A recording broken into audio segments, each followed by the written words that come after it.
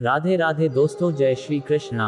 दोस्तों, श्री कृष्ण कहते हैं, ईर्ष्या, जलन, द्वेष ये हमारे सबसे बड़े शत्रु हैं। क्योंकि हमारे सबसे बड़े शत्रु वो होते हैं जो हमें सबसे अधिक हानि पहुंचाए। हमारी सबसे बड़ी हानि होती है समय की हानि। सबके पास जीवित रहने का एक सीमित समय होता है, कोई भी सदा अमर नहीं रहेगा। जलन या द्वेष के कारण हम जो समय अपने विकास या प्रगति में लगा सकते थे, वो समय हम उसके विषय में सोचने में लगा देते हैं जिसे हमें ईर्ष्या है। जलन की अग्नि शत्रु से अधिक संयम को जलाते हैं, तो अपने जीवन को राख बना देना क्या उचित है? किसी की प्रगति को देखकर अपने मन में ईर्ष्या या जलन आने से उचित क्या ये नहीं होगा कि हमारे कारण किसी की होंठों पर मुस्कुराहट आए? एक बार अपने मन से जलन को निकाल कर तो देखिए, अपने आप को बहुत ऊंचा पाएंगे या समझ में आएगा इस ईर्ष्या के कारण हमने क्या क्या खो दिया।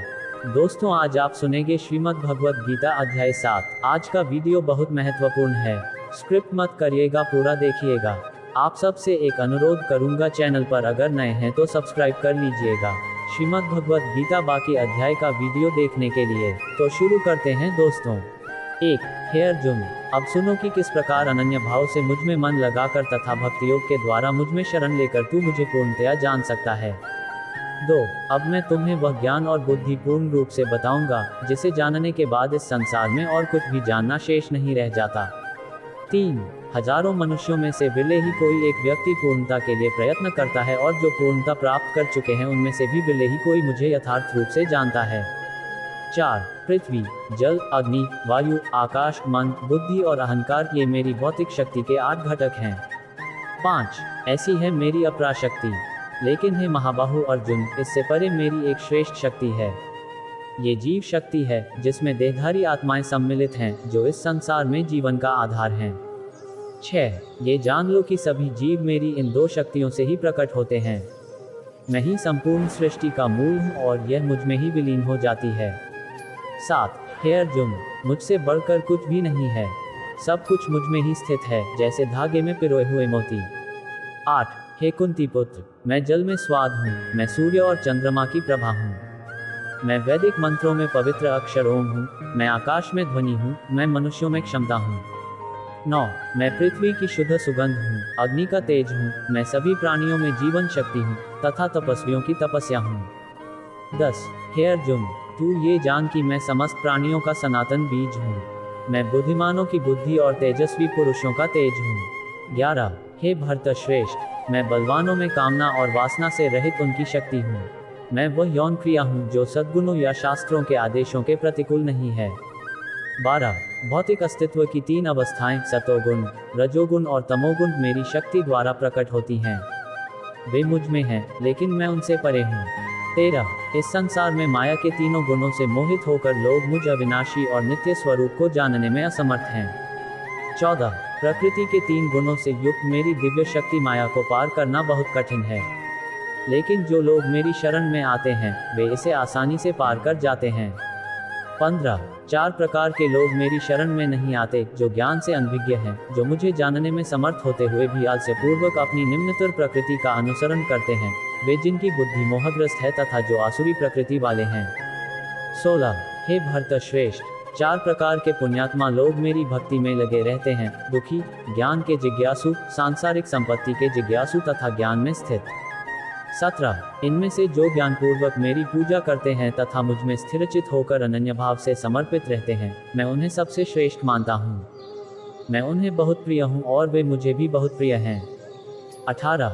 जो लोग मुझ में भक्त हैं वे सब श्रेष्ठ हैं, किंतु जो ज्ञानी हैं, जो स्थिरचित हैं, जिनकी बुद्धि मुझ में लीन है तथा जिन्होंने मुझे ही अपना परम लक्ष्य मान लिया है, उन्हें मैं अपना ही स्वरूप मानता हूँ।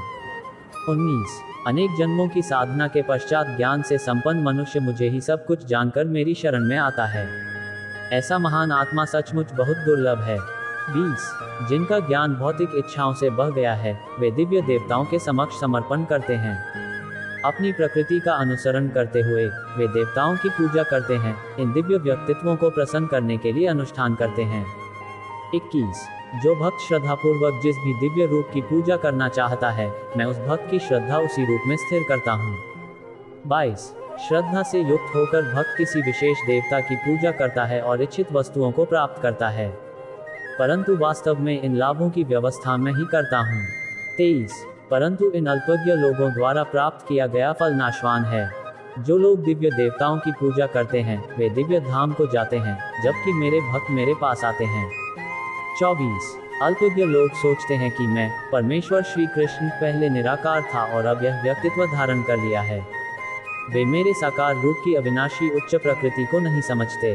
25 मैं अपनी दिव्य योगमाया शक्ति से आवृत होने के कारण सबके लिए प्रत्यक्ष नहीं हूँ, इसलिए अज्ञानी लोग यह नहीं जानते कि मैं जन्म रहित और अपरिवर्तनशील हूँ। 26 हे अर्जुन, मैं भूत, वर्तमान और भविष्य को जानता हूँ तथा समस्त प्राणियों को भी जानता हूँ, परंतु मुझे कोई नहीं जानता। 27 हे भरतवंशी, इच्छा और द्वेष के द्वैत मोह से उत्पन्न होते हैं। हे शत्रुओं को जीतने वाले, भौतिक जगत के सभी जीव इनसे मोहित हो जाते हैं। 28 किंतु जो मनुष्य पुण्य कर्मों में संलग्न होकर पाप नष्ट कर देते हैं वे द्वैत के मोह से मुक्त हो जाते हैं। ऐसे मनुष्य दृढ़ निश्चय के साथ मेरी पूजा करते हैं। 29 जो लोग वृद्धावस्था और मृत्यु से मुक्ति के लिए प्रयत्न करते हुए मेरी शरण में आते हैं वे ब्रह्म, आत्मा तथा संपूर्ण कर्म क्षेत्र को जान लेते हैं।